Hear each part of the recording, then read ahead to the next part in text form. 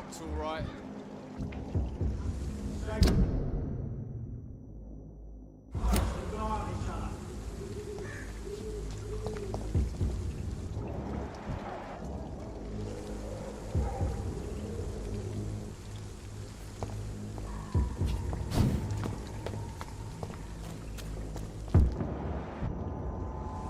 Sorry, sir, no admittance. Wouldn't come any closer.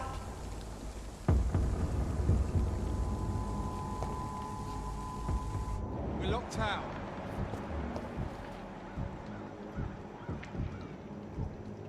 You're burned! It's one of them! Please open the door, sir.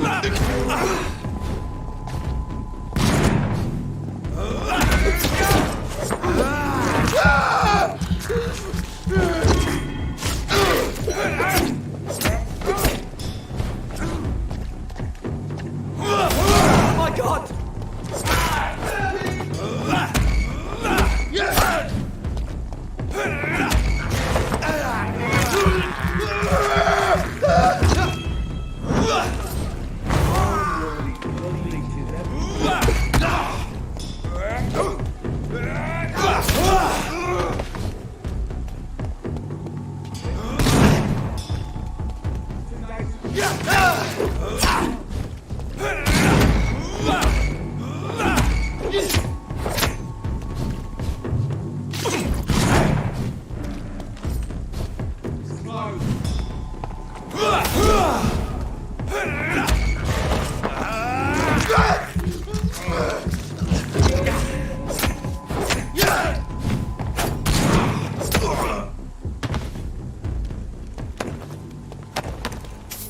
It's locked all right.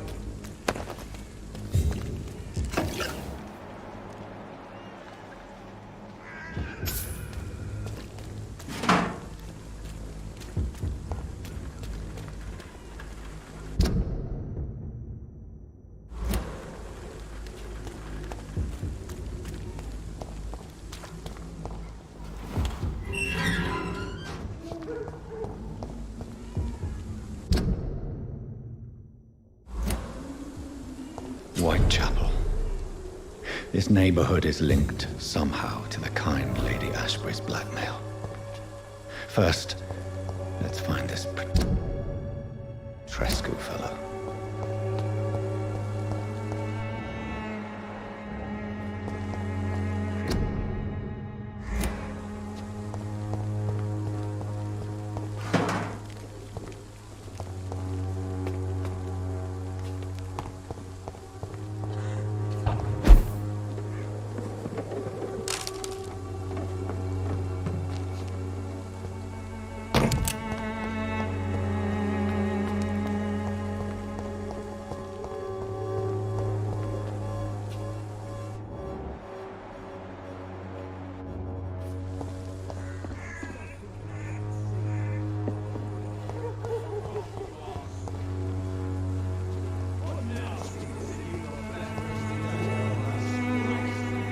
Fuck you all! Fuck it all! Stop it now, Albert, stop it! Me, I'll not die in some piss stinking alley drinking worse than a week old lavvy.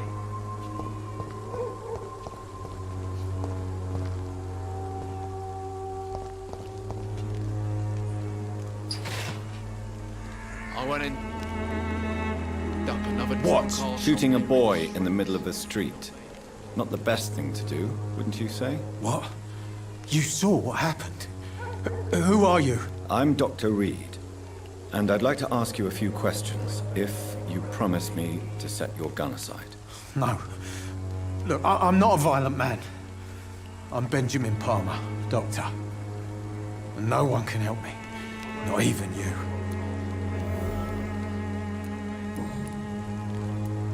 What can you tell me about this place? Nothing to say, really.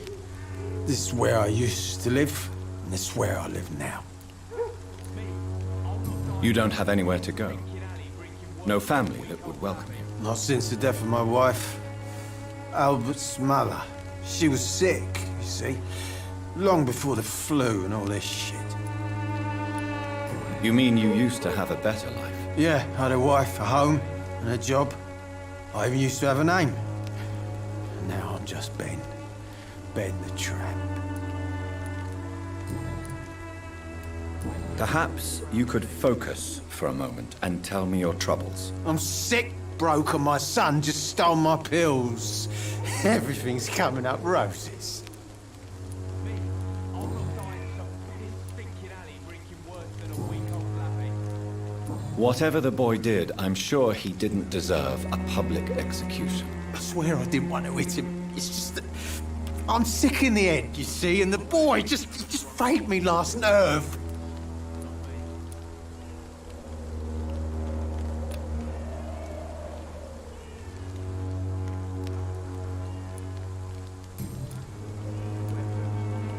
Do you know Nurse Dorothy Crane from the Pembroke Hospital? Have you heard anything? It's funny, I've been searching for her too. I need some pills. But the woman is a phantom, if you ask me. Really? And why is that? Word is she ain't real. She's a cover for some doctor who runs an illegal dispensary for migrants. Do you know Nurse Dorothy Crane from the Pembroke Hospital? Have you heard anything? It's funny, I've been searching for her too. I need some pills. But the woman is a phantom, if you ask me. Really? And why is that? Word is she ain't real. She's a cover for some doctor who runs an illegal dispensary for migrants.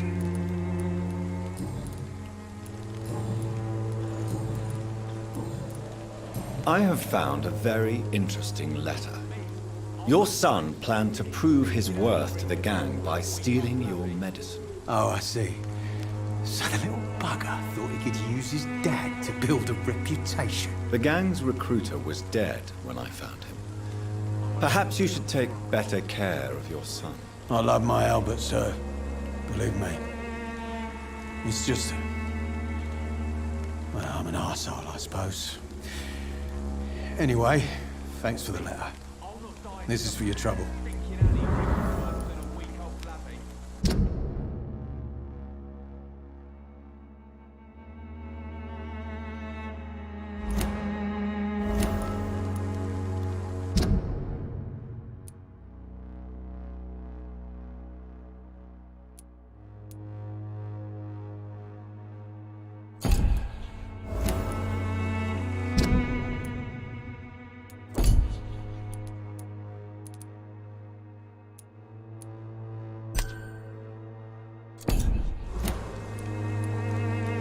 A gun, alcohol, and a bad temper make a terrible cocktail, sir. Goodbye for now.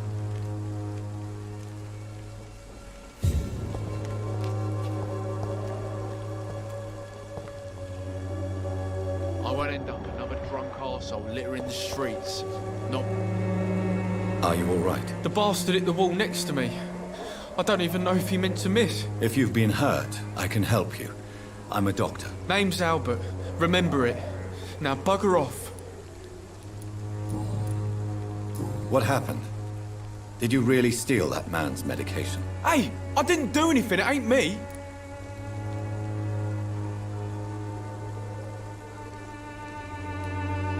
Medication and drugs are a rare commodity in East London. So you picked an easy target, didn't you? Sod off, mister. You ain't got no clue what's going on here. Bastard was a soldier in the war, so now he's got the right to shoot me. It's true. I'm not familiar with this part of town. Perhaps you could help me. I said sod off. Go find yourself another guide.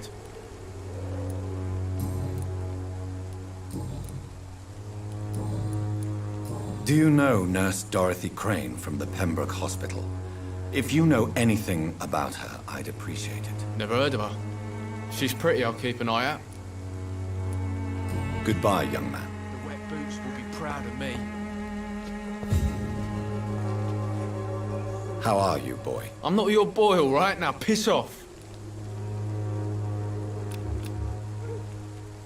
Do you need assistance? Please. Feeling tired these days. There you go. Let's hope nobody steals it from you. Very funny.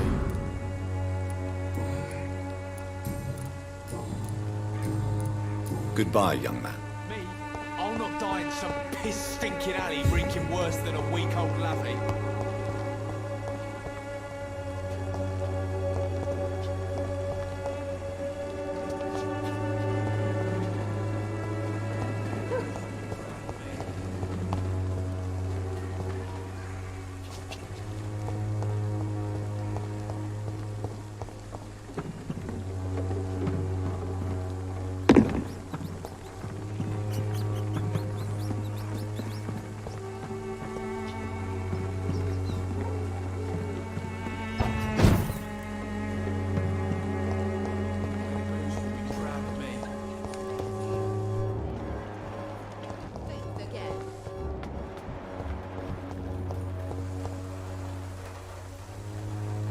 Its effectiveness has been proven by many.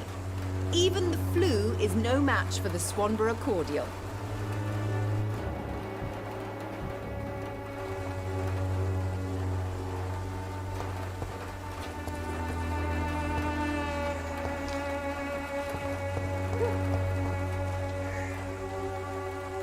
Good evening, miss. Good evening, sir. Are you interested in a miraculous cure for this unknown and deadly epidemic? Actually, I am. Then you have come to the right place.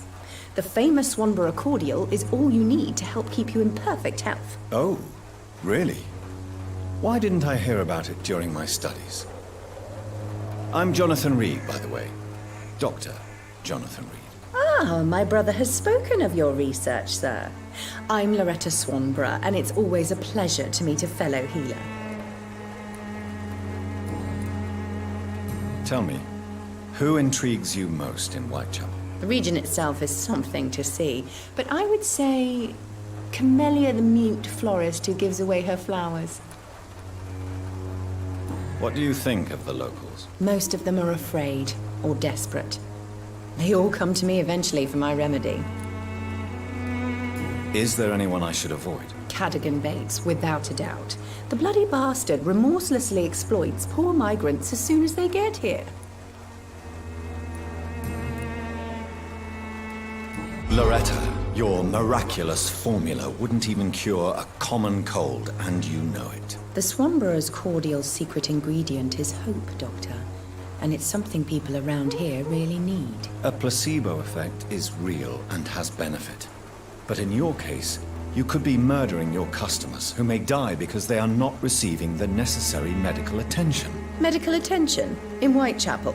Trust me, my cordial is the best option they have, since it is the only one.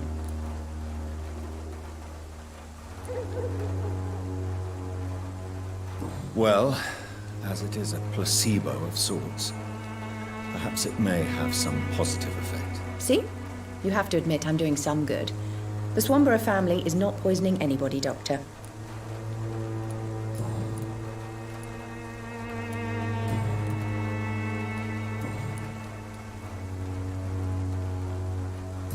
Do you know Nurse Dorothy Crane from the Pembroke Hospital? I'd like to know more about her. I don't like to talk about competition. Competition, you say? Never met her, but it seems she provides some sort of medical care to the poor. The whole thing has to be some sort of scam, if you ask me. I'd like to see what kind of medicine you're selling.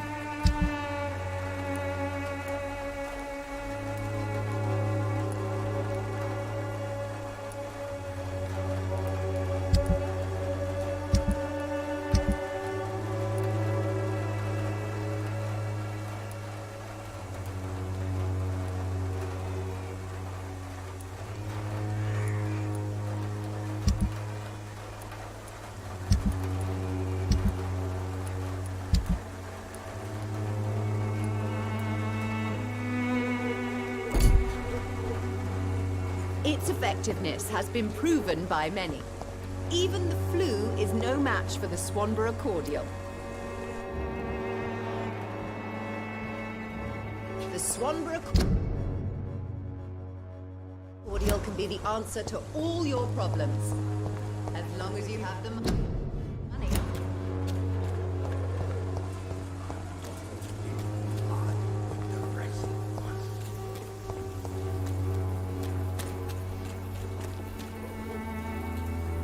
Good evening, sir. Do you remember me? If you're here for a reward, you'll be sorely disappointed. But I'll gladly shake the hand of a fellow countryman. I'm not here for a bounty. I'm a doctor. Dr. Reed from the Pembroke. A doctor? In Whitechapel? What an opportunity. My name's Bates. Cadogan Bates. Do you require assistance, Mr. Bates? Not me, but your skills could help a lot of people round here. That would help my business, because I say, a live tenant's a paying tenant. It's unusual to see someone so happy around here, especially considering the current situation. Why should I be sad now? There've always been wars, disease, tragedy. There always will be. That's an unusual way of seeing things in these trying times. I don't see why I should shed a tear for another man's woes. I'm healthy, and I intend to stay so. What help could I possibly be to your business? That's simple. I already get good money from all those fleeing the war. Can you imagine what they'd be willing to pay if I could offer medical assistance too? Mr. Bates, do not make me regret saving your life in this quarantine zone. I understand, Dr. Reed, you're from a good family. Don't want to get your hands dirty. That's fine. I'll be happy to act as your middleman.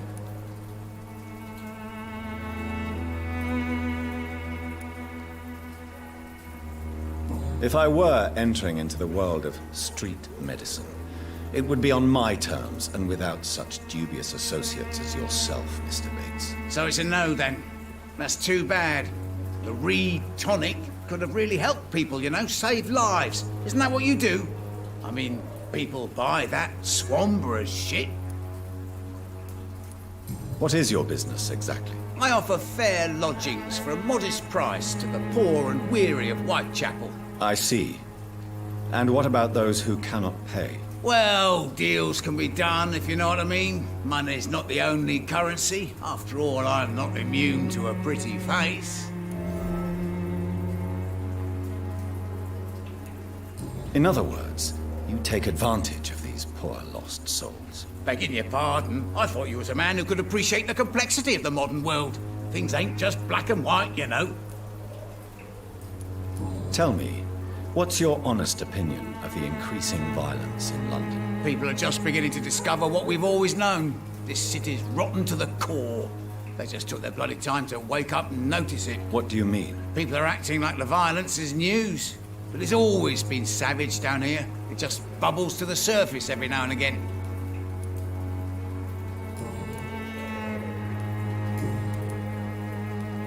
You seem to have recovered well since your attack.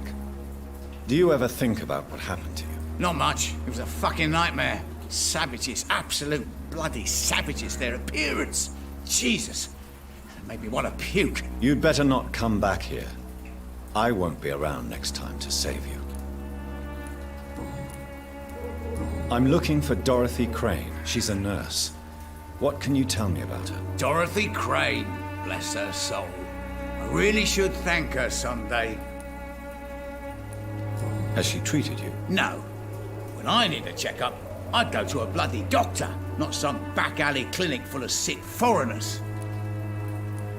Tell me truthfully, why are you so thankful? By keeping my tenants alive, she's making me a rich man.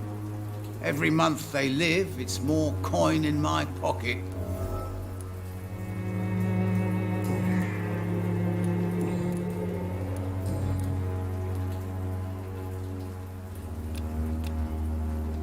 Since I took an oath to help people, can I be of assistance? Well, seen better days, that's for sure. But it was bound to happen with all these refugees about. Infecting you is probably the last thing on these people's minds. Take this, in any case. What? You give me this for free? Don't have a clue about this place, do you?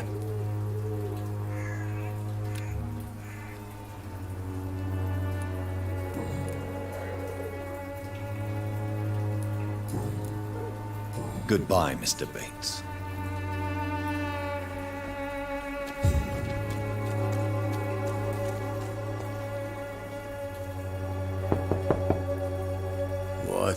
What do you want? Leave me alone. Good evening, sir. I'm Dr. Reed. I'm looking for Nurse Dorothy Crane. There is no Dorothy Crane here. Now goodbye. I'm afraid this medical leaflet says the opposite, sir. Really? Well, I'm afraid I'm going to close this door right now. Go bother someone else, Mr. Doctor. To enter that house, I must discover who this man really is. Maybe I could start by observing what he's up to.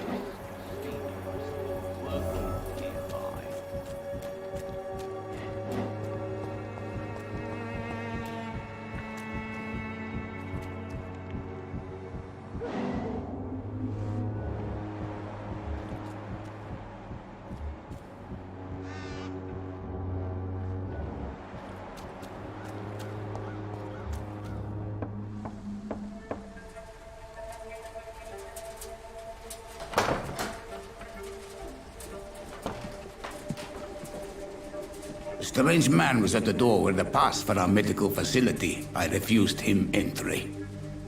Darius, how could you know he didn't need our help? His clothes were too finely tailored to be from Whitechapel. Perhaps just a friend of that stray poet who is always about. Richard Nethercott? No, not of the same cloth, this man. I suspect some machination from that journalist. Clayton Darby. Is he still asking questions? Yes. I saw him drifting around St. Mary's Church. I swear he is tracking me just downwind.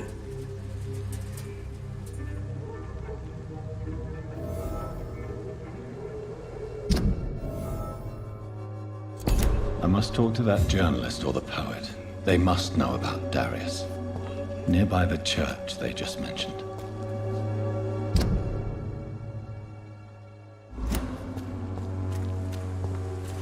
People are talking about this Colossus. Perhaps I should look into him.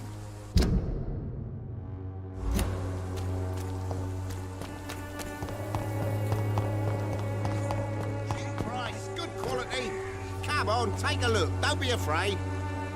Welcome, sir. Please, take a browse of my wares. I am Dr. Reed. I would like to ask you a few questions, if you don't mind. Doctor? Interesting. I'm Barrett Lewis. Usually I don't have time to waste with talk, but at this hour of the night I can hardly refuse. How is business around here? Business? I have no business. Between this racket, theft, and customers getting scared, I'm losing money every day. I see. Sounds like you blame someone in particular for your situation. It's no secret Joe Peterson spends his time harassing merchants. But with me, he's trying to put me out of business once and for all.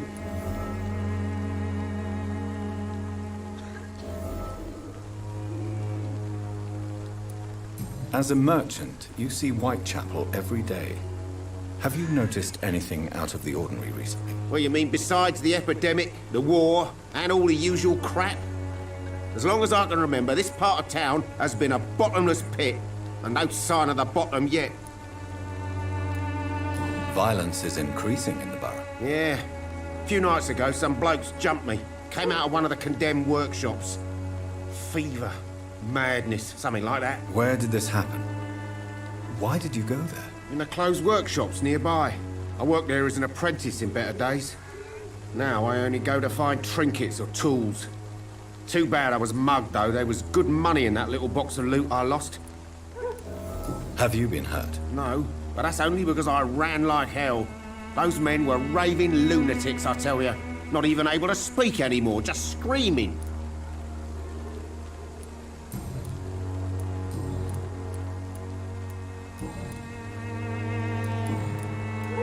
Have you heard of a nurse called Dorothy Crane? Nurse Crane?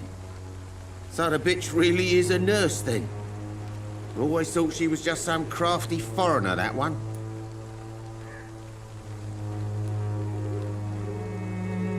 So she's trying to help her fellow immigrants. Why would that make her a villain? Dorothy Crane ain't even a real name. Something like Dorothea Craniu. Something like that. Came to England fleeing the war, I was told. That doesn't explain why she irritates you so much. Your precious Nurse Crane gives away medical supplies and prescriptions for free. I offered to sell it for a fair cut, but no. Miss Crane wanted to play the quiet saint.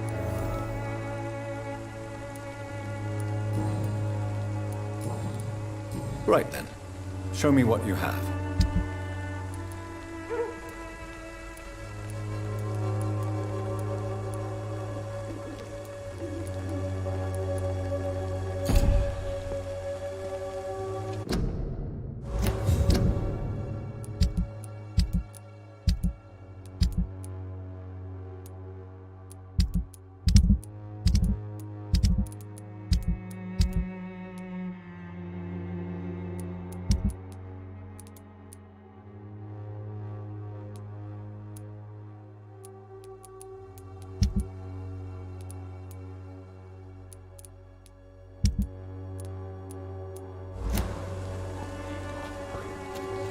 I should never have taken up my father's business.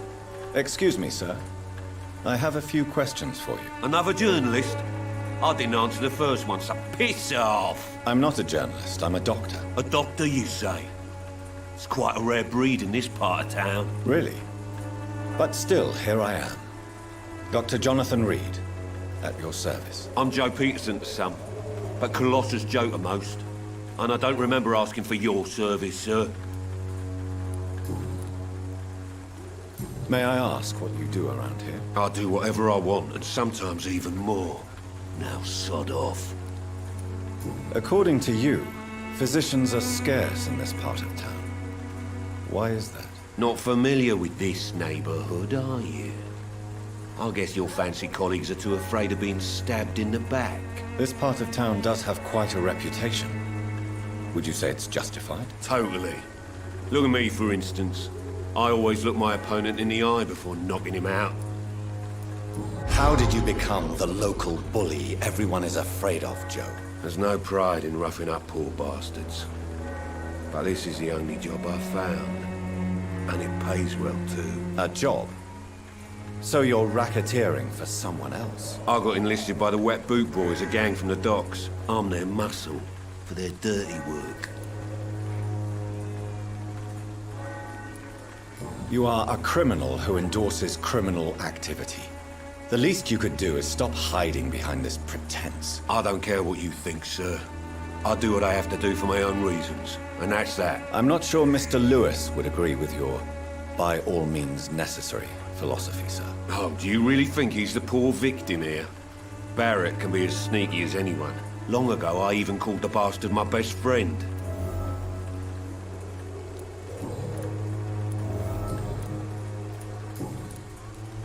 Have you heard of a nurse named Dorothy Crane? She's a colleague of mine, and is supposed to live around here. Dorothy Crane? Yeah, I know her. One of the few good souls who dare to help the sick around here. Could you please tell me more about her? She's a nice girl. Tries to help the migrants. I offered to give her a hand, but she said my reputation would attract too much attention.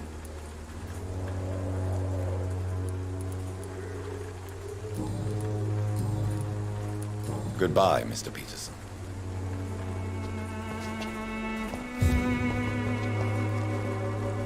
Fancy buying something, sir? You never lose your focus, do you? Joe Peterson. He's the villain here, isn't he? But you seem to know each other. I'd known Joe for years.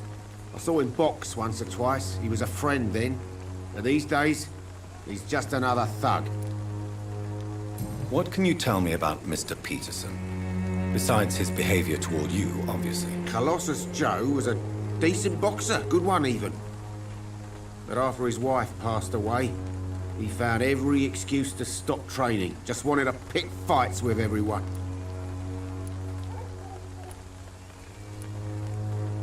Without making excuses for him, it's safe to say that despair can poison even the sanest mind. We've all had some rough times, ain't we?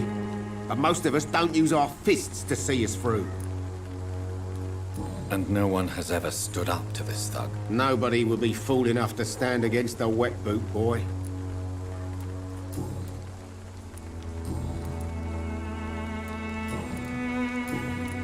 Goodbye for now, Mr. Lewis.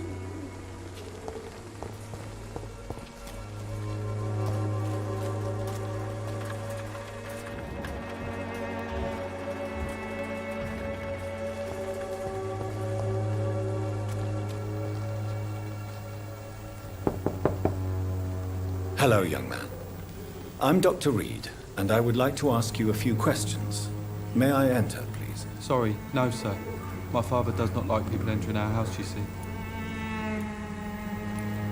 Your father is worried about you, boy. He asked me to look for you. So my father actually worries about me then? Okay then. Come on in. I'm Harry, by the way. Is there only pain and suffering in this world?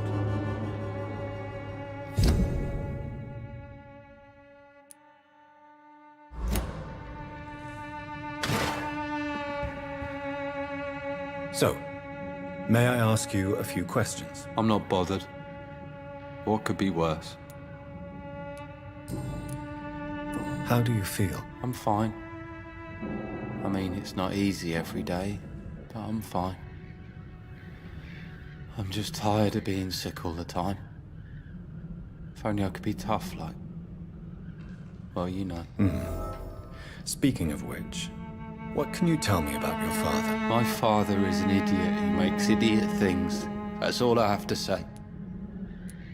Forgive my bluntness, young man, but you don't seem happy living in Whitechapel. Why should I? I never wanted to come here in the first place. It was my father's decision. And look around you. Does this look like a nice place to live?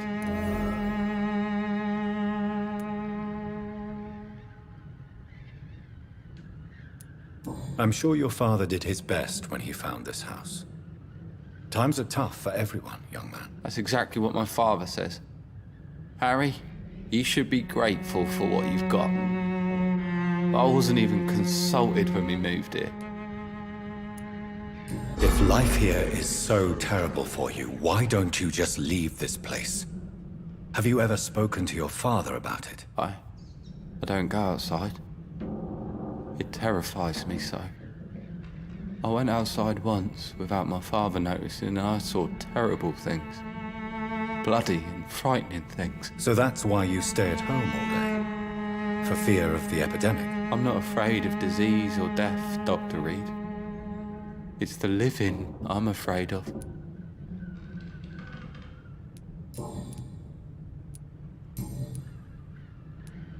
Your father and Mr. Lewis used to be good friends. What happened, Harry? I was young then. I don't remember Mr. Lewis ever coming back again after my mother died. Or was it after my father started bullying him? I don't know. Have you tried speaking to Mr. Lewis about it? I don't go out often, but yes. And he scolded me and told me to leave him alone. I guess my father frightens him too much. But you are not responsible for your father's actions. Am I not? Dad always says that he joined that gang for my safety. So if I wasn't born, people wouldn't be worrying about Colossus Joe.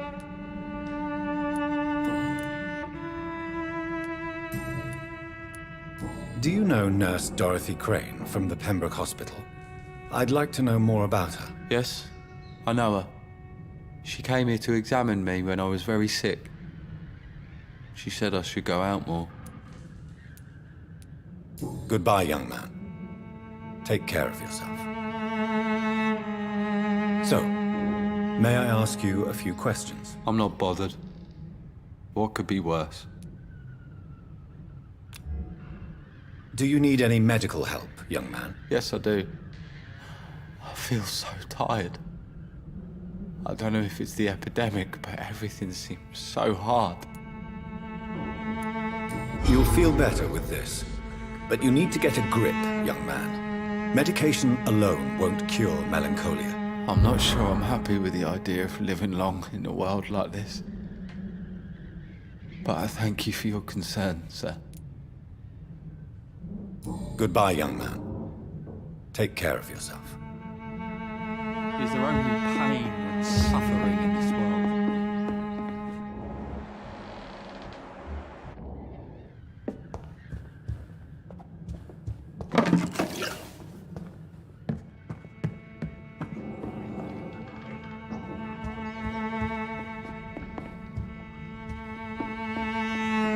It's locked, all right.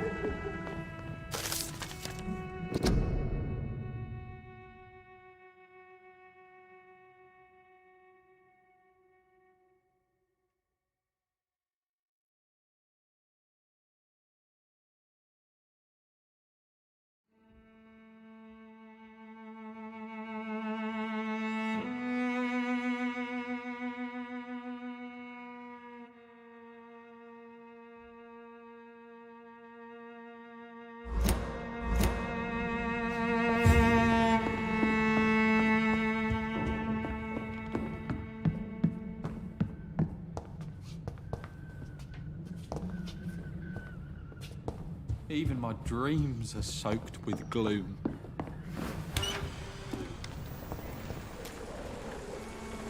You again? What do you want this time?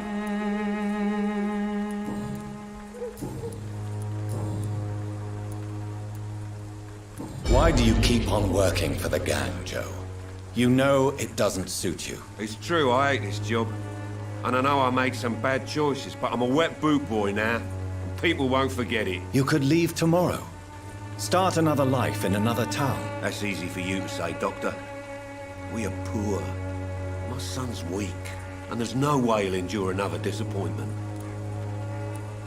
Harry doesn't seem happy living in Whitechapel. Why did you make him come here? I've always put my son's interests above everything else, whatever he may think. Our house is small but affordable.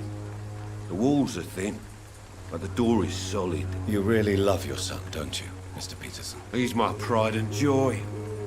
Even if he hates me for the choices I make and pushes me buttons more than he should. Do you have any regrets? Only one. Not to have my beloved wife by my side. She died when Harry was little. My sweet Jane. She gave the boy confidence. Since the criminal nature of your job means you could be arrested, are you not afraid of what would happen to your boy if you were? No one will ever take my son away from me. If that ever occurred, I'd hunt the bastard down and rip off his head with my bare hands.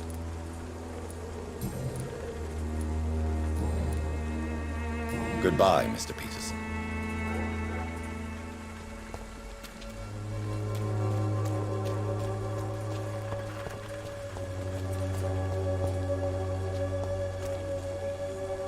Don't be shy, handsome. What can Christina do for you? I'm not looking for what you're selling. But I'd like to ask you a few questions, if I may. I'm a doctor. Dr. Reed. All right then, but be quick. Though I usually get paid when I open my mouth. Christina, have you been examined? The epidemic is spreading fast in London, and you could be exposed, or expose others. I don't like doctors or hospitals, but I don't like you asking questions. Considering your line of work, I assure you it is only a matter of time before you have health issues. If it is going to happen, it will happen. Right now, I need money. That's what's important. You can put your own life in danger, that's your decision. But what about your clients? If you're contaminated, you will put them in danger too. And you think that would worry me? If you knew the men I deal with, their health would not be what you'd worry about.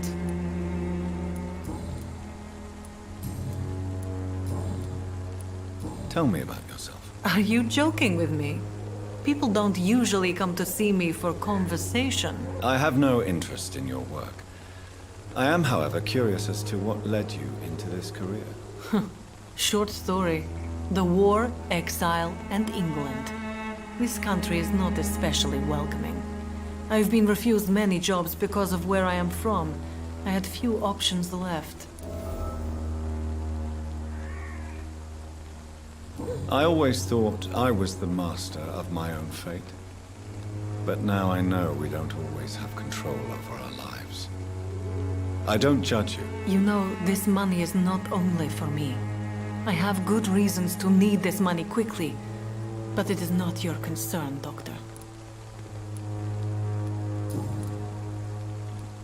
Do you know Nurse Dorothy Crane from the Pembroke Hospital? Anything you can tell me about her would be helpful. I don't know her, but I know her name is Dorothea Crăciunescu. She came from Romania like me and many others. You seem to respect her. Dorothea helps the sick people of Whitechapel. Everyone should respect that. Goodbye, miss. Take care of yourself as best you can. Good evening, Christina. Change your mind, Mr. Reed? Do you need any assistance, Miss Popper? It depends on the price of your medicine. I am shocked that you would think I am that sort of man. Forgive my suspicion. I'm so used to liars with good manners. Thank you, sir. Goodbye, miss. Take care of yourself as best you can.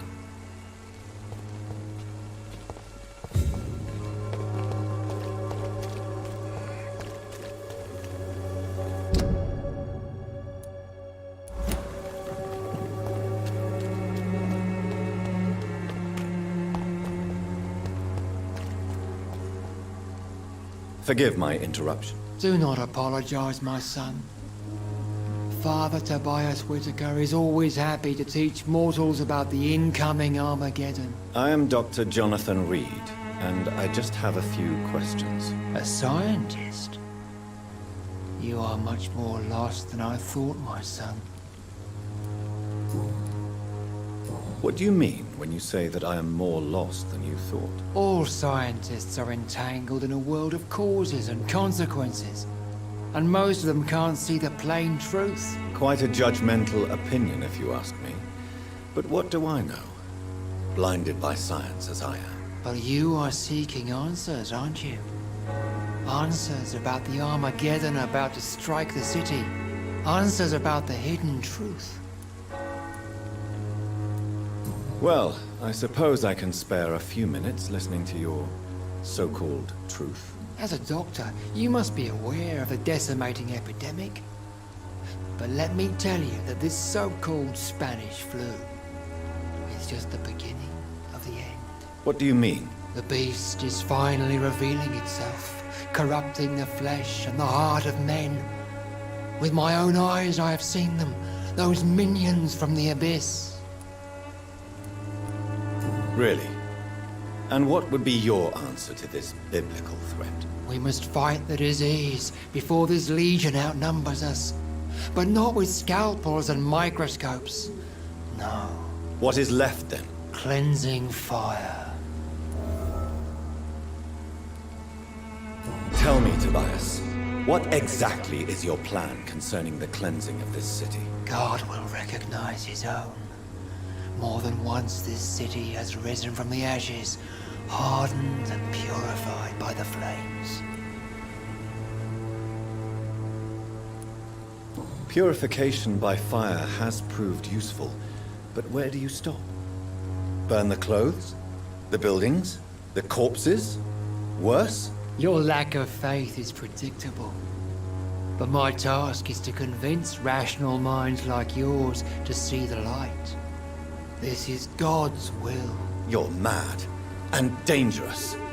You're nothing but a soulless butcher. A small-time Torquemada. The Savonarola of Whitechapel. My son, if you think salvation is a free gift, go listen to the lies of that pompous fool, Joseph. Joseph, a fool? Vicar Larrabee of St. Mary's Church. While he continues preaching his fraudulent redemption, more and more people die in the streets. What do you mean when you say that I am more lost than you thought? All scientists are entangled in a... Quite a judgmental... But you are...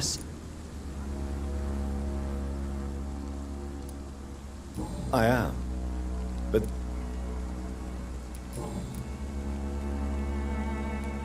Do you know Nurse Dorothy Crane from the Pembroke Hospital? I'd like to know more about her. I don't like the liberal ideas of nurses, but I especially abhor that Nurse Crane you mentioned. So, you're not exactly a fan of Florence Nightingale's work. But nurses are essential for modern healthcare. Nuns should be the only women allowed to take care of male patients. It's obvious only they have the necessary moral fibre. Why do you hate Nurse Crane more than other nurses? Before coming to London, she was a member of the communist resistance in her country. That's what happens when you let a woman get involved in politics.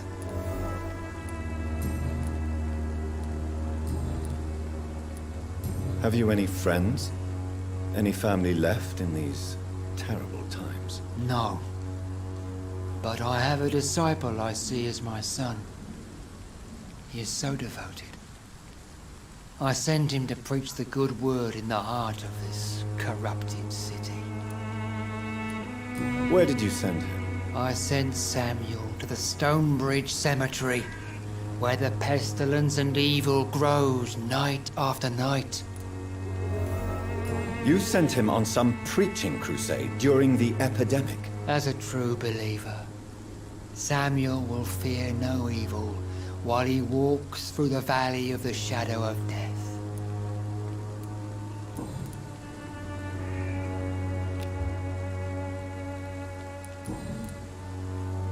I have heard enough for tonight. Goodbye.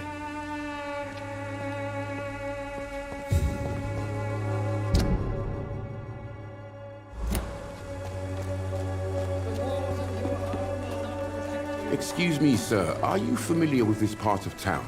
Name's Clayton Darby, reporter. Sorry, I'm new to Whitechapel.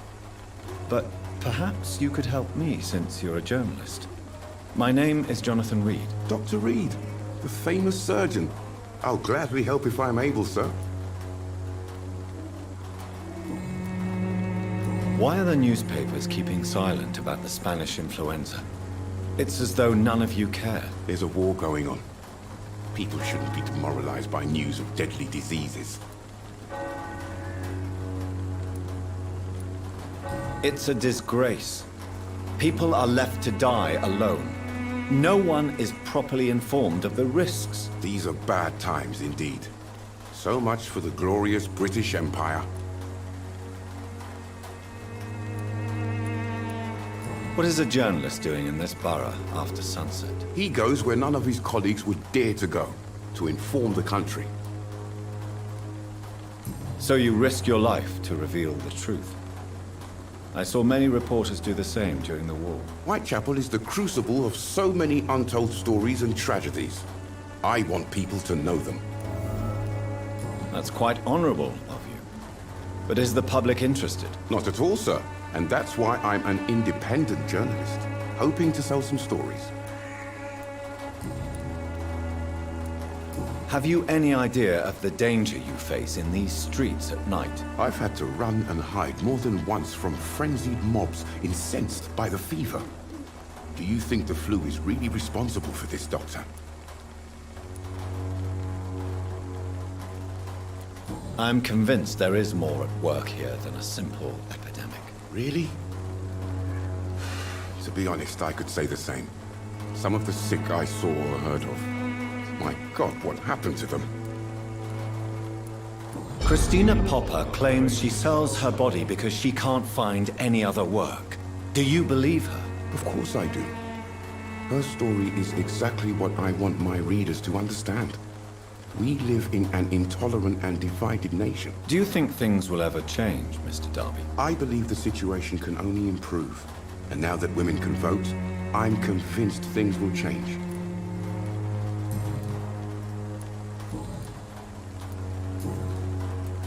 I heard you're investigating an underground medical dispensary in Whitechapel.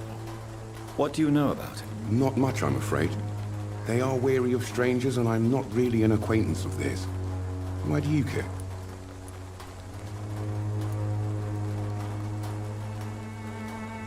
I'm a doctor, Mr. Darby.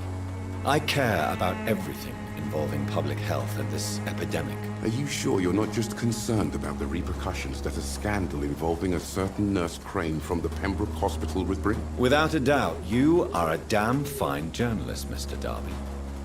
What do you know of her accomplice, a man named Darius? I don't know much about the man. He's very cautious, never goes out, doesn't seem to have any friends or family. He has no relatives at all? No, except for that strange man, a poet named Richard Nethercott, who sometimes comes by. Darius would never let him in. Where can I find this Mr. Nethercott? He spends most of his time lurking around Whitechapel, talking to himself or declaring verses. These days, you can usually find him behind the church. He never goes out? No. A few days ago, he unexpectedly did. I followed him, but it was just a ruse to keep me away from his house. Really? How do you know? He went to the nearest mailbox, but just before posting his letter, he ripped it up and threw it away. Goodbye, Mr. Darby. Farewell.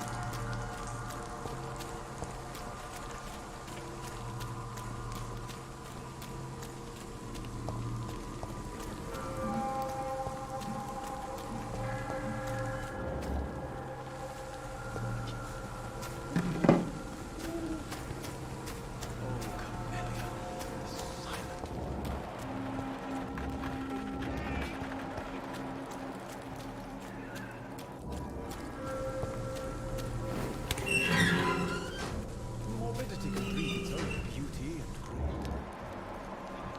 grace. Just sees desertion and despair. Good evening, sir. I'm Dr. Reed. I would like to ask you a few questions. Please be my guest. Although I may not be the best informant regarding this part of town, my words speak about that which the eyes cannot see. Really? Are you an artist of some kind? I'm a poet, sir.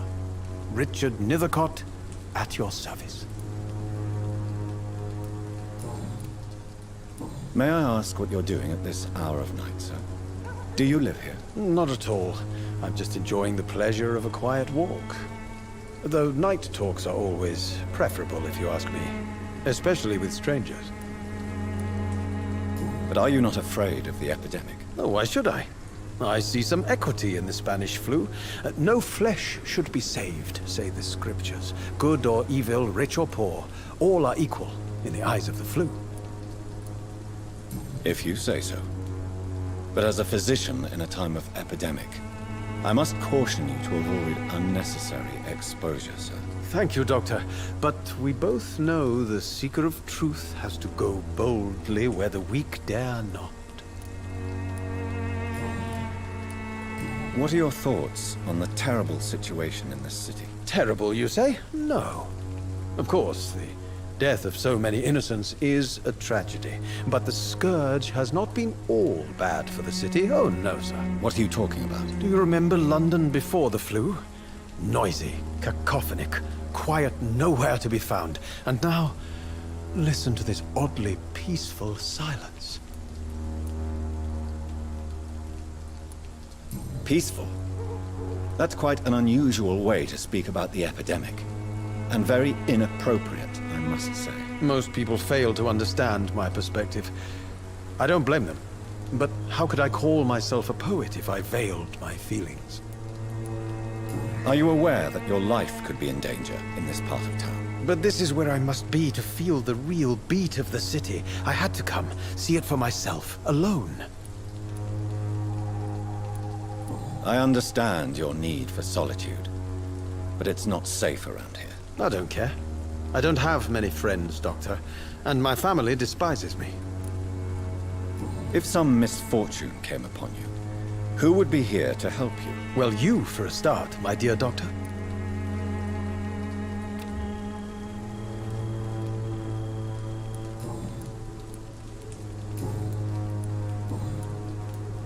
Tell me, Mr. Nethercott, why seek inspiration in Whitechapel?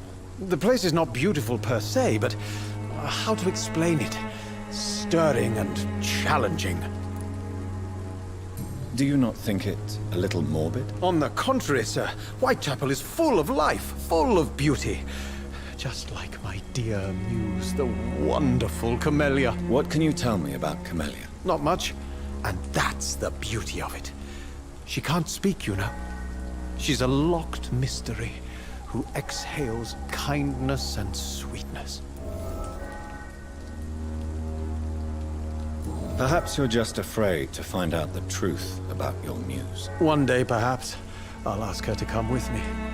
But will she still be my wild flower of Whitechapel if she moves uptown? And have you ever tried to learn more about her?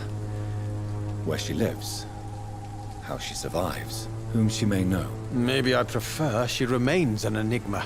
Reality can be so dull, don't you think? In what way, exactly? The struggle by gaslight, the barren smiles and the arid hunger under the rain. If you say so. Such vibrant antagonism and vivid paradox. The stripped humanity raged across each street. Vivid, of course, yes. And what about the poignant distress? Oh yes, the poignant distress. You see what I mean, don't you? That's what I want to write about, and that's what Whitechapel is made of.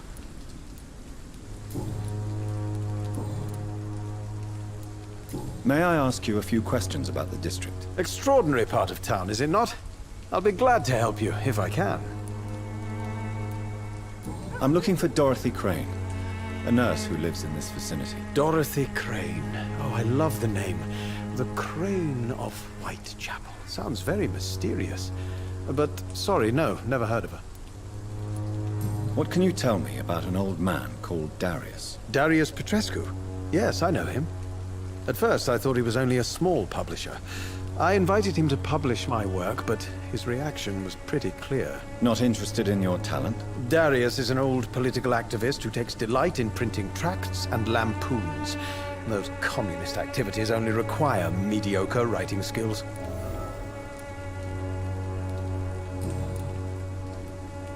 I'll leave you alone, sir. Good evening, Mr. Nithicott. And good evening to you too, my good sir. Can I be of any help? Do you need medical attention, sir? It may be wise to let you prescribe me something. I don't feel like I should. I understand your appetite for words and macabre beauty, sir. But you should be more careful. The nutrition of my mind is more important than my physical health. But I appreciate your concern, sir. I'll leave you alone, sir.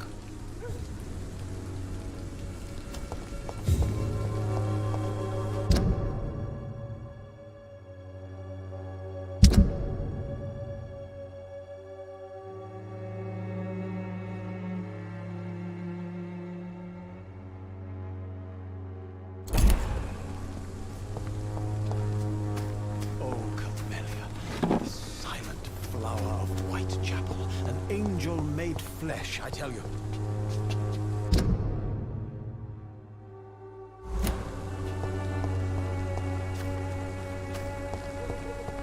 Some of us come to this world already tired.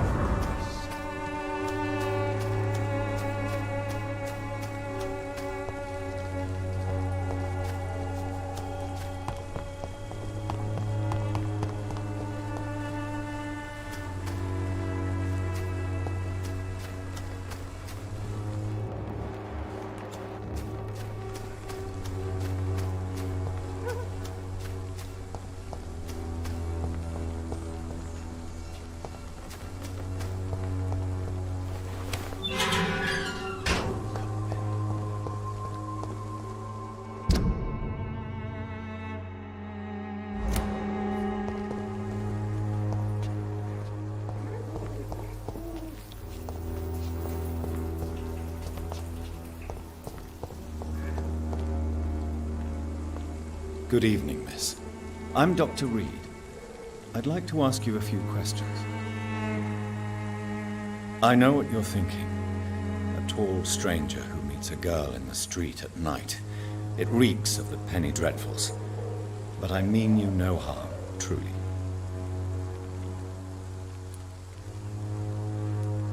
I know you understand what I'm saying. Your silence has nothing to do with you being mute, does it? Tell me about Richard Nithicott. I understand he is quite fond of you, Camellia.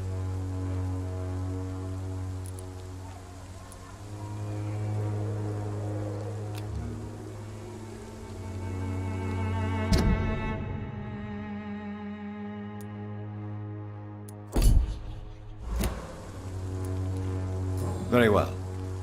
Goodbye, then.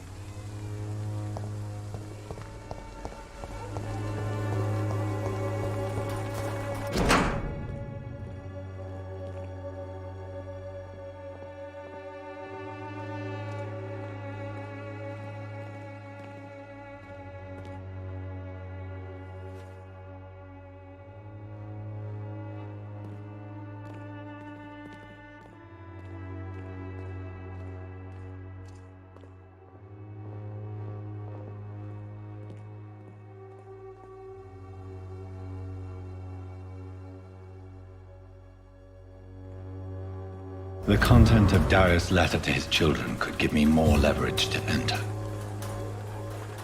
Darius is a bit less of a mystery now. It should not be that difficult to...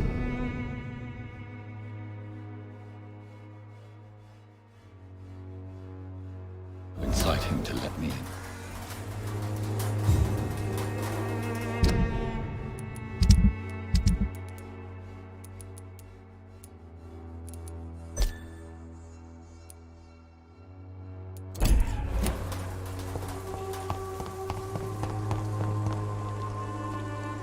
Hello again, miss.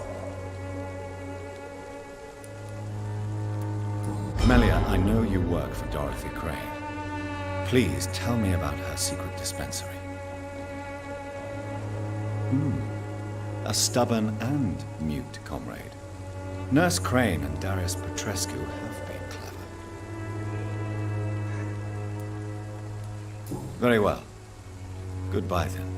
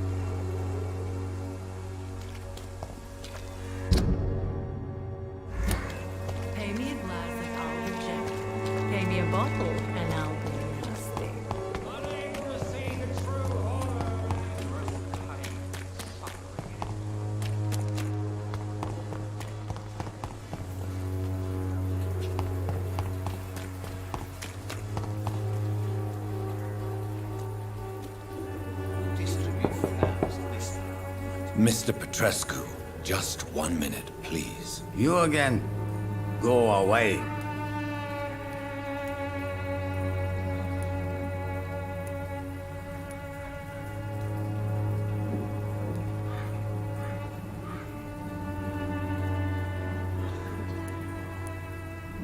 Sir, wait. Stop this nonsense. I know Nurse Crane is here. Shall we speak man to man, you and I? All right. Speak up. Don't you see we're on the same side? We fight to help the poor, sick, and abandoned. I'm nothing like you, Mr. Potter. Yes, you are. You too believe in providing medical care without charge. You know what we have to sacrifice to make the world a better place. I have to admit your words have conviction. All right, I'll let you see Dorothea. Don't make me regret this, though.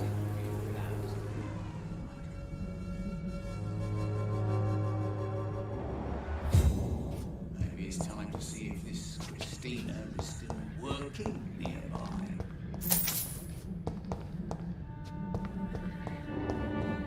This district seems to get uglier every year.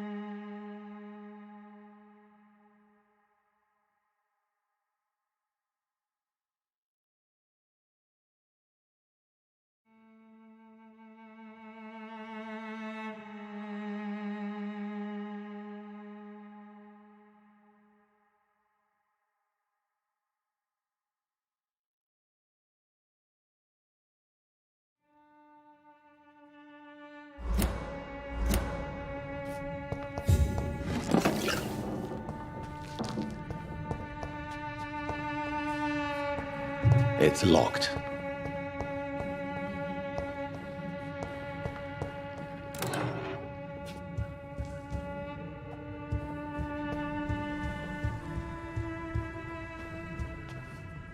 If you want to talk to Dorothea, you must go across the courtyard and take the stairs. We've not been formally introduced. May I ask your name and occupation, sir? I am Darius Petrescu. I'm here to keep snitches and spies away from Dorothea. And I also run this little print shop.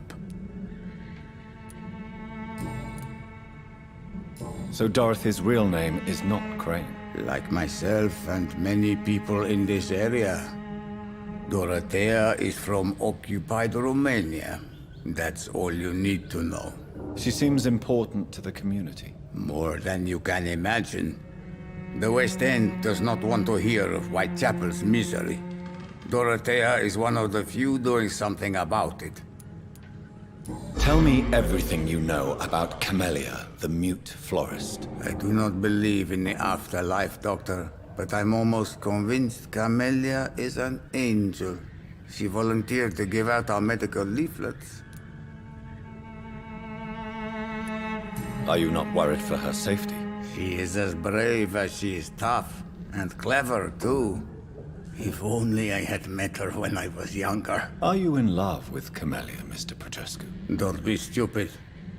If I had met her when I was younger, we could have won our revolution. Who is she, really? Do you know where she's from? She's not from around here, that's all we know. Camellia is not even her name. It's her favorite flower. You say she has no close family? Well, there's that awful poet who constantly follows her around like a lost puppy. A good man for sure, but a very poor writer.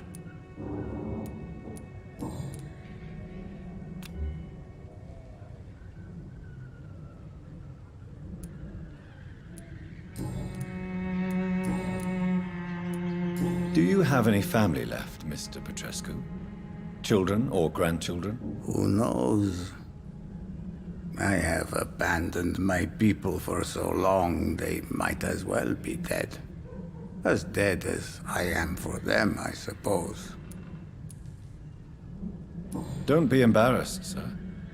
If you must know, my own father disappeared many years ago, and I forgave him. It's quite awkward to talk about our families like this, but thank you, Dr. Reed. I appreciate your trust. This war won't last forever. Did you ever think of returning to your country now it's free? No. I have taught strength and determination to my sons and daughters. I'm an old, dying man who only has memories of better times to cherish. I know you fought for your country when it was occupied, Darius. Tell me more about it. I know my days are numbered, and I know I won't see my homeland again. But I fought for Romania all my life, and I will until my last breath. But Romania escaped the grasp of the Austro-Hungarian Empire. It's a free country again. But it's not the country I fought for. My homeland is not appeased, Doctor. And I still see a dark future ahead for my people.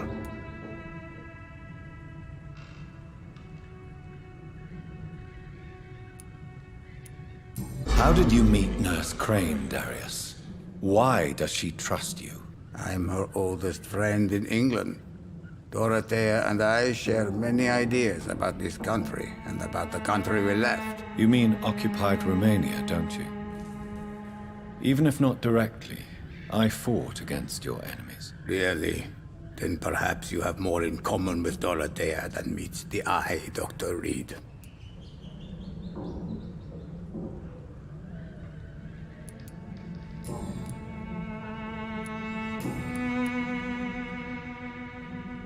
Do you need some help, Mr. Petrescu? I am very tired, but that is all.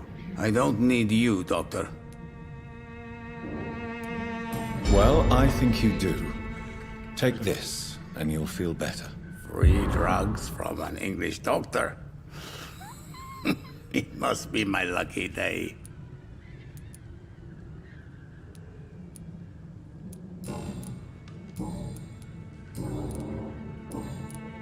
Goodbye, Mr. Petrescu.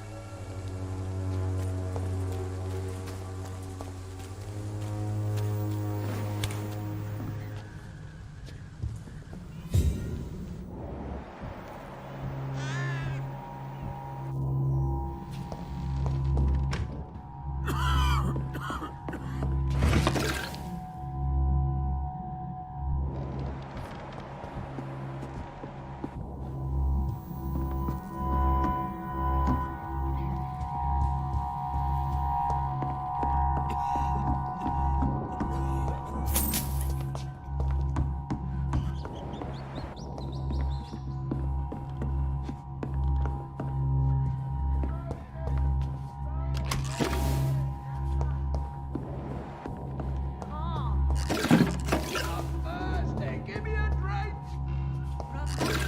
Can you hear my voice?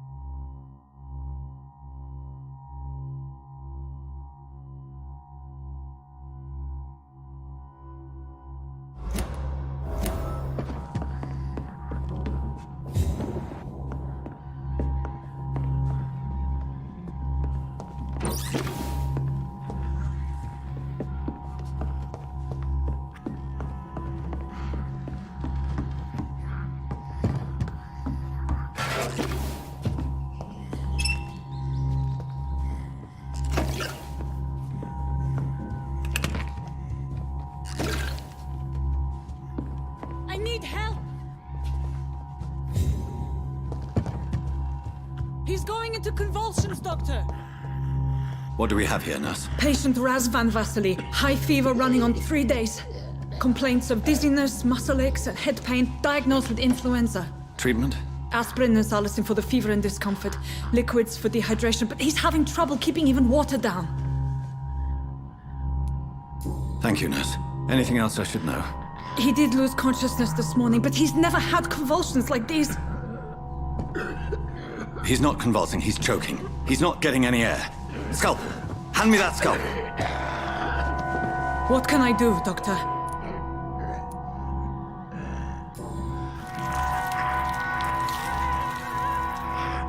I need to perform a tracheostomy. Short pipe. That rubber tube will do. We're going to cut a passage for air through the neck. Yes, Doctor. He's breathing again, but he's coughing up blood. Internal hemorrhaging. I need to make another incision into the chest cavity to drain the fluids from the lung. Prepare another tube. A thoracostomy? Doctor, we've nothing to fight the infection. We need an aseptic environment. Right then, Nurse Crane. What do you suggest we do? I've no idea. I'm not the doctor. Time is of the essence. We need to perform a thoracic drain. Yes, Doctor.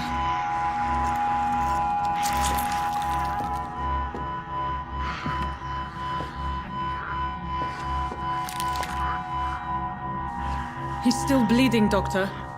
I'm losing his pulse. The drain must have punctured the intercostal artery. There's too much blood.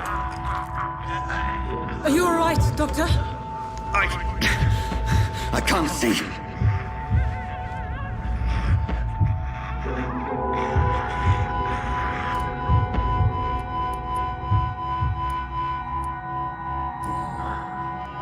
I must first suture the artery. Find the wound. The source of the blood. Needle and thread, Doctor. Good. The stitches are holding. How's he doing? We're losing him. We've lost his pulse. He's dying, Doctor!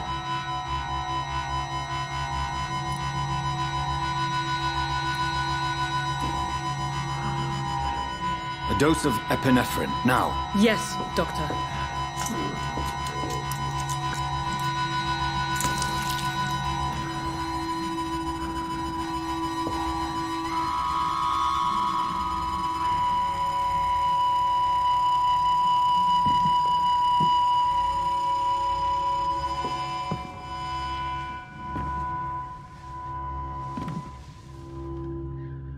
We've lost the pulse. He's gone, Doctor. Nurse, we did everything we could. Truly? Everything you could. Is that how you'll report this in your log? Is this how the war went? Piling up one poor corpse beside the next? This was not an influenza-induced seizure. I've never seen symptoms like these on the continent. Neither have I. But the previous symptoms leading up to this attack were the same, indistinguishable from the epidemic. No. There was something more vile in these reactions, something primitive. There have been numerous reports of mental breakdowns caused by the fever that accompanies the flu itself, Doctor. Yes, but... I'd best take some samples of the blood for analysis.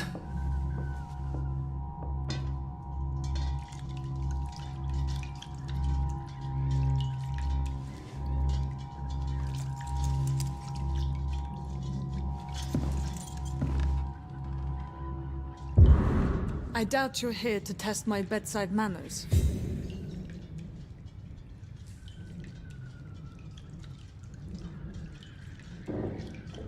To what do I owe this courtesy?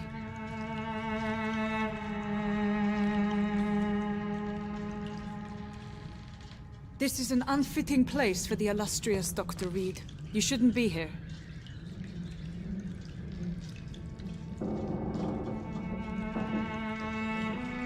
Razvan was getting better with the treatment.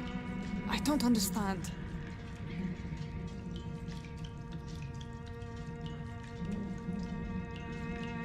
So, what's to be done now, Doctor?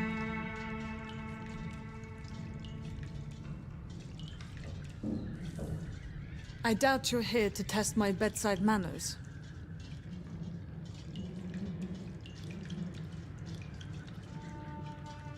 To what do I owe this courtesy?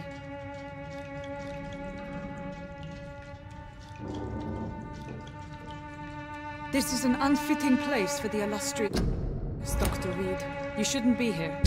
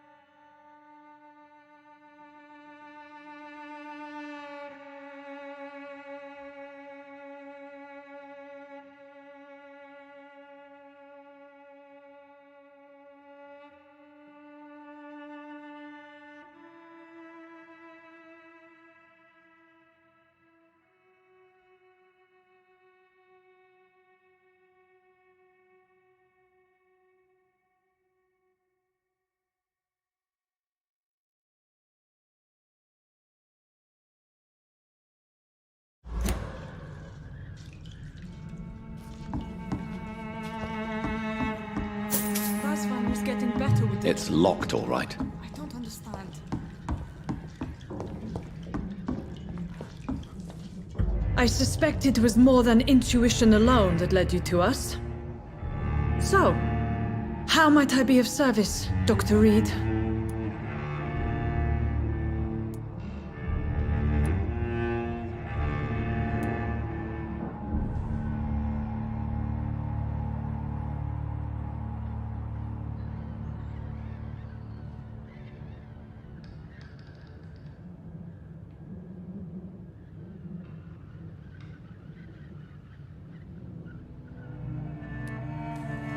Your heart might be in the right place, but you can't carry on with this blackmail.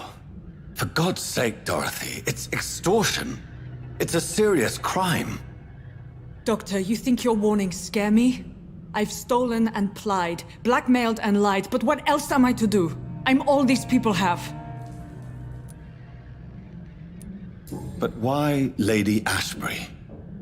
Why her, of all people? She's pristine and proper, all right. But that she-wolf in sheep's clothing murders the poor for sport. I have her where she belongs, and I'll milk her for all she's got. Dr. Swansea is a sensible and honest man. He wouldn't have refused your friend's care at Pembroke. It's easy for you to say, Doctor. These people cannot go to the police, nor to the hospital. They don't even speak English. They depend on me for everything. So, the end justifies the means. Is that your defense? I know you're kind, Doctor. Just another fine-heeled, silver-spooned gentleman who was given the world on a platter. You know nothing of poverty. Nothing of the shame, the hunger, the loneliness. You've convinced me of the sincerity of your actions and their noble justifications. But all the same, blackmail is a crime, and it will stop, Nurse Crane. So, are you going to turn me over to the authorities?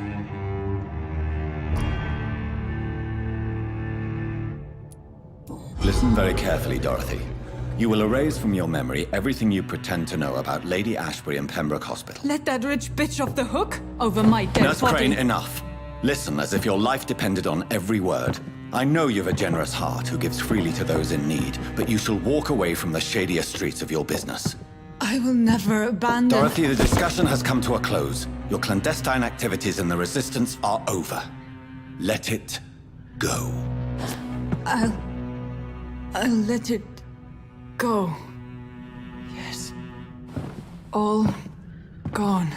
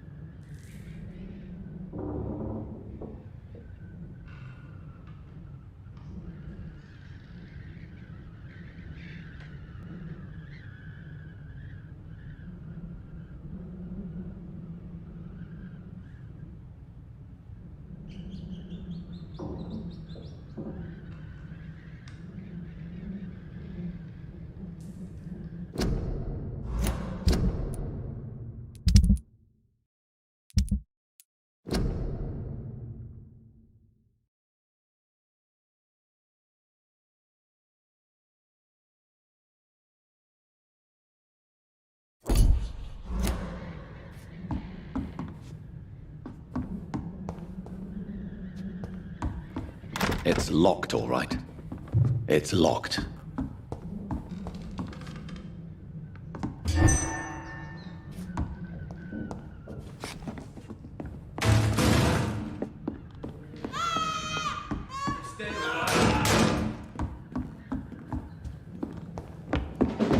mine! I'll take it!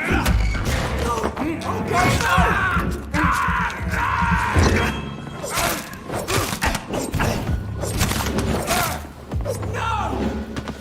Filthy piece of shit!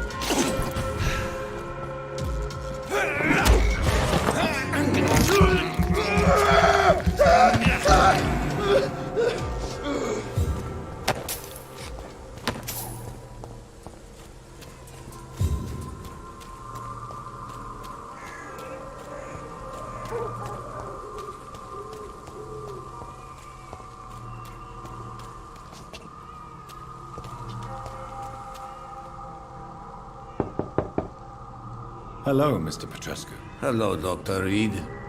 Come on in.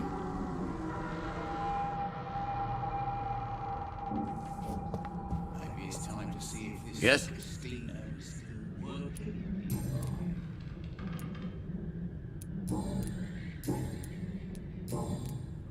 Goodbye, Mr. Petrescu. Perhaps I should read it to you.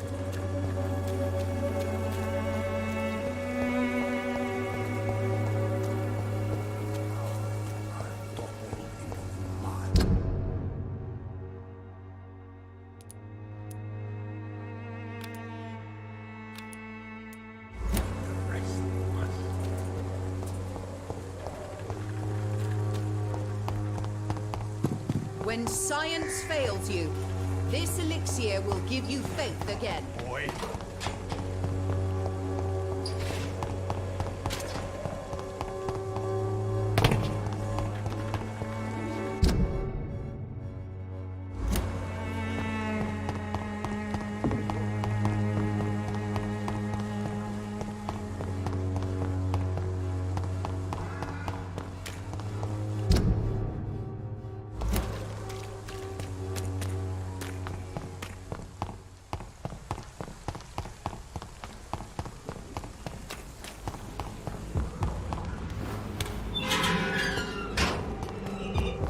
Human blood. Whoever left these marks did so deliberately.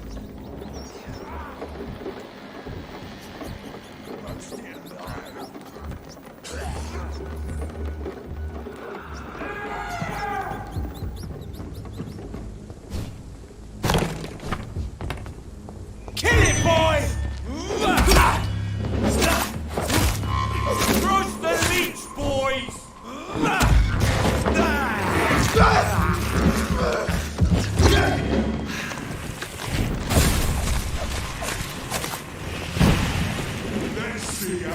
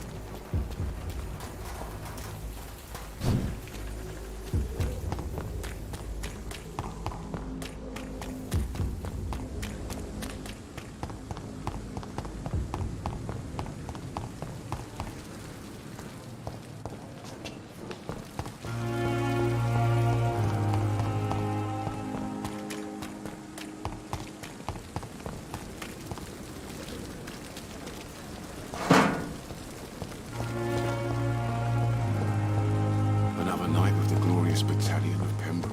The Pembroke is so lucky to have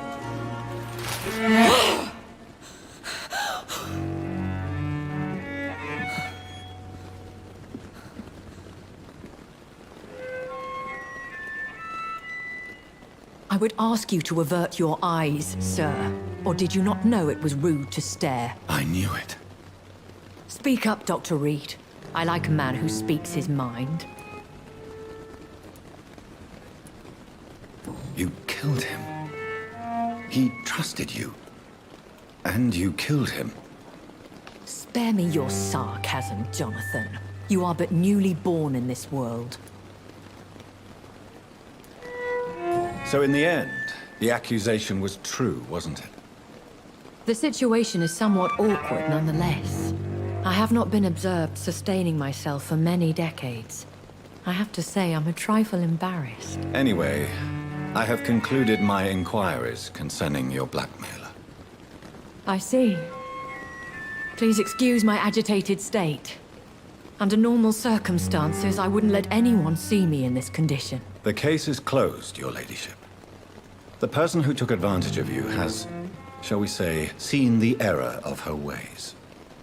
So who was it? My lady, the blackmailer was dealt with using the utmost discretion. The culprit's identity is of no relevance. Thank you, Jonathan. That is exactly what I needed from you. You have proven your loyalty, so, as a friend, please accept this small token of my appreciation. Thank you, my lady. If you have an inclination to learn more about vampires or your current situation, I will be glad to aid you in your quest for knowledge.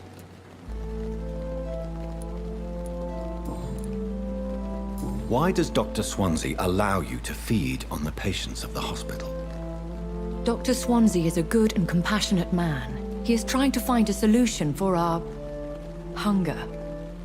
Until that happens, he is clever enough to understand that I only feed upon the dying. What do you know about this Brotherhood of St. Paul's Stole?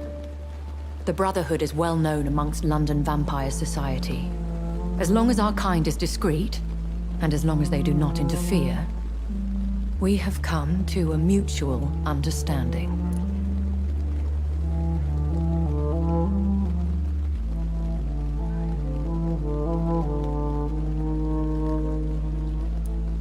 And no one suspected you of the murders. As you well know, suspicion has recently fallen on me of killing for pleasure.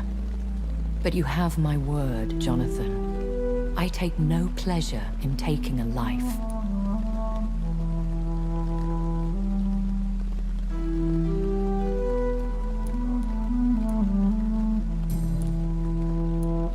I know this is beyond the pale, but may I inquire your age? Really? And I thought you were gentlemen. If you must know, I'm 27. I've been 27 for a long time now, and 27 I shall remain. Very well. But I believe there is more to this than you are saying. A lady has to have some secrets. And who bestowed upon you this eternal youth? My maker. He left this isle a long time ago. Why did you save me in the canning factory? I could hardly stand by and watch such a promising young blood as yourself be torn to shreds by some gutter scowl. William Bishop wasn't the vampire that created me then? No, Jonathan. Whatever their strength and demeanor, Scowls are the progeny of careless vampires. It cannot be the other way round. What type of vampire is a Scowl? Not a true vampire. The deformed offspring of lesser vampires. It is a shame these creatures run wild, slaves to their baser instincts.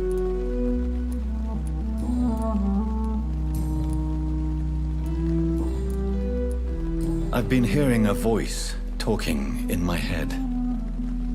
Is this some kind of insanity? It feels like the voice of the vampire that created me. Hush. Tell no one this. It would be unwise to talk of such things amongst British immortals. Speak no more of your maker. How could this cause offense? Only the powerful immortals can mentally call to their progeny. No vampire or hunter will sleep easy, knowing that an unidentified elder is stalking the streets of London. Excuse my forwardness, but are you my maker? Me? Goodness, no. Only a foolish immortal would create a progeny without taking precaution, and I'm no fool. I don't understand. Why was I created and then left for dead? That is a question only the one who made you can answer. It's not normal practice.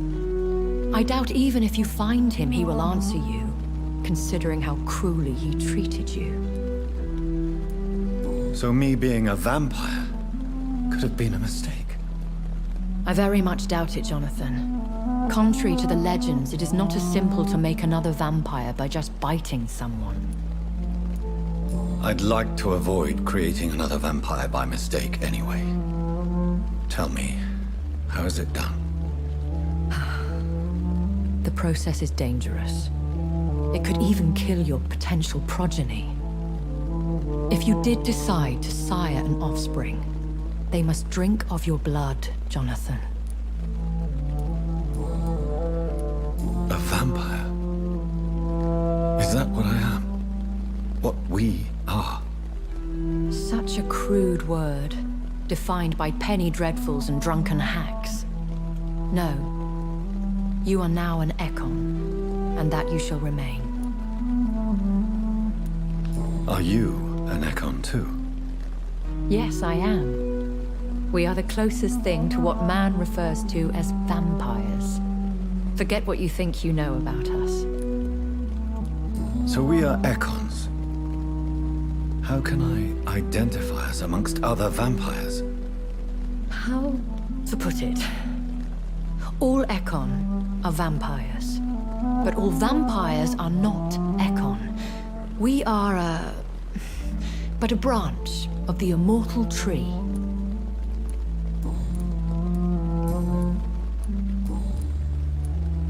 I've been away from London and England for 3 years. This isn't the city I remember.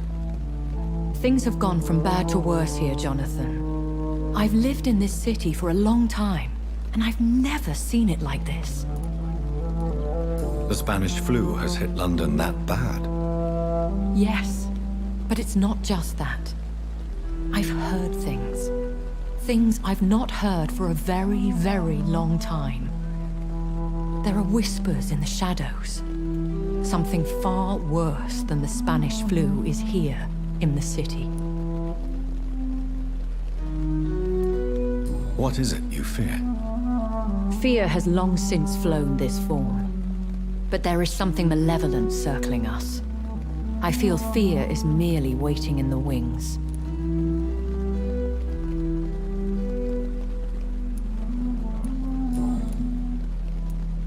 When I awoke, changed, I was chased and attacked by vampire hunters.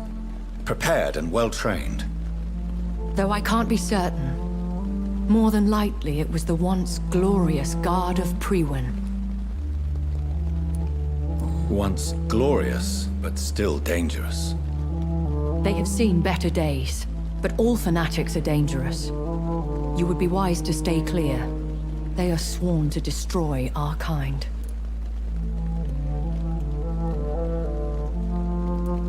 You make them sound like some sort of cult. More a society. And like all the best ones, a secret society. I thought them almost gone, but it seemed they have been recruiting.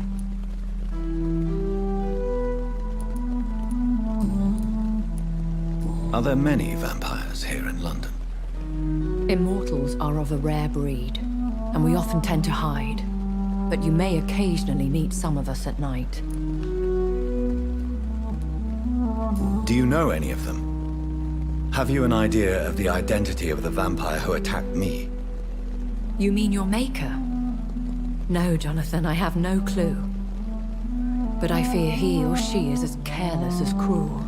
To let you discover your new condition by yourself. What do you mean? Every now and then, you may discover an immortal in the deep of the night.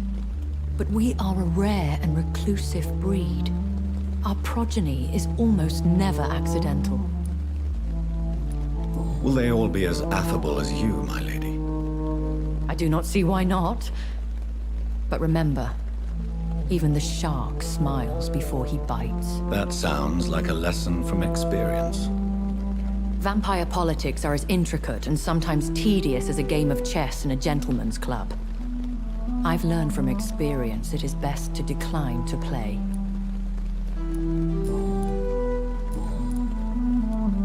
I bid you farewell. For now, my lady. I must quickly analyze the blood I took from Nurse Crane's patient.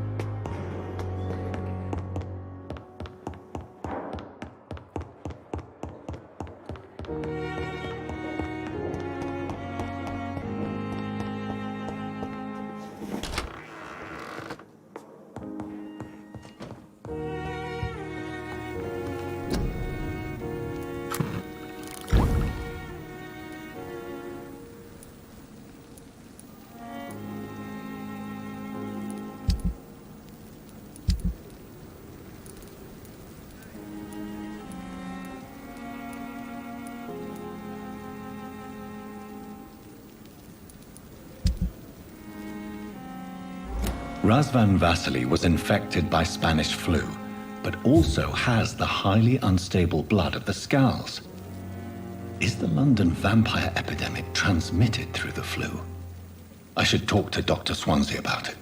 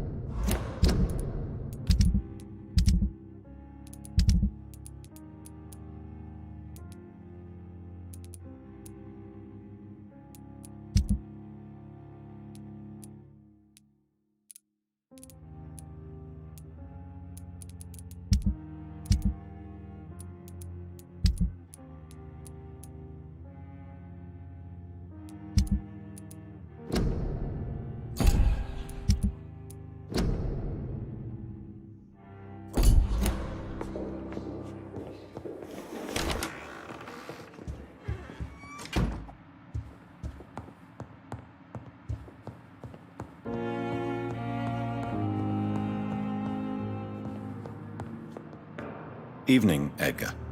Could I get your professional opinion? Please speak, but I have something important to tell you. This strain of flu, it's very different from the one I saw in Europe. It's downright peculiar. Really? What makes you say that? I've just looked at the blood of one of our recently deceased. I see. Do you have anything more to go on? This disease spreads and looks like the Spanish flu, but its effects differ greatly. The London strain is different from the continental one. This is very interesting. Did you find something else?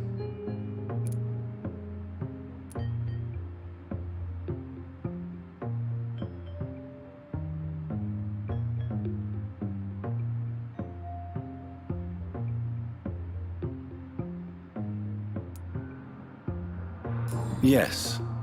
Unlike the flu, the infected begin to show an increase in outwardly aggressive behavior. More than simple agitation. Once docile people become violent. You mean like rabies? Is there a chance we could create a vaccine, Jonathan, like Pasteur? By the stove, that would be smashing. There's a lot we're not seeing here, but it is spreading, and quickly. If we don't act, the whole city could be lost. But Jonathan, we've a fantastic opportunity sitting right here in front of us. A weapon of choice.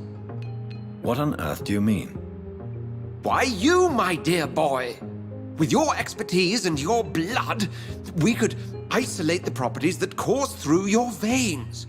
Think about the possibilities.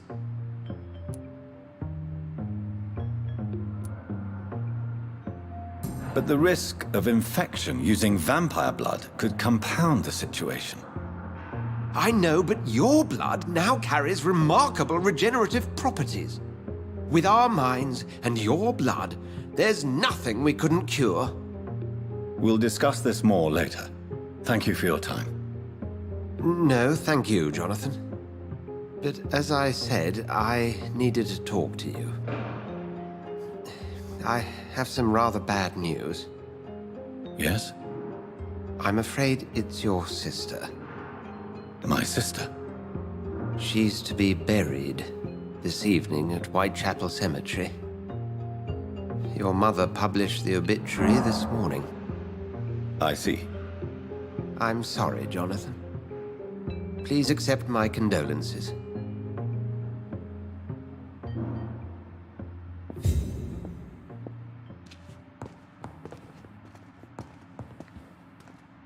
I need to talk to you, Edgar.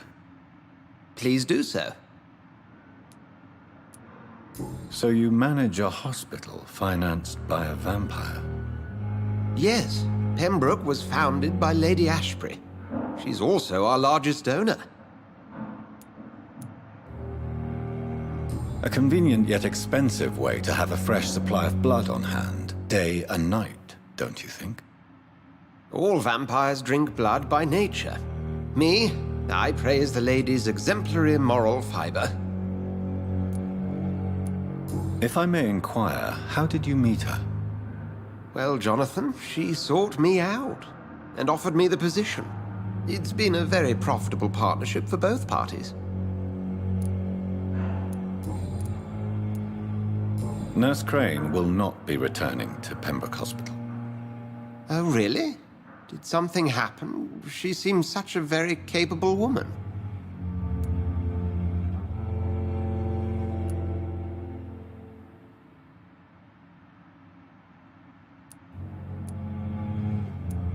She was blackmailing Lady Ashbury. Thought she was murdering patients as some sick upper-class game. Nurse Crane was playing a dangerous game. She's lucky Lady Ashbury abhors violence. Do you know anything about the vampire hunters in the East End? Without a doubt, it's the Guard of Prewen. Zealots to the last man. Where do they come from? Once they shared the Brotherhood's ideology on non-intervention, but they concluded vampires were a scourge. They're definitely well organized and equipped. They're extremely dangerous and not to be trifled with. To them, you're a feral beast, and I, your accomplice. We'll talk later.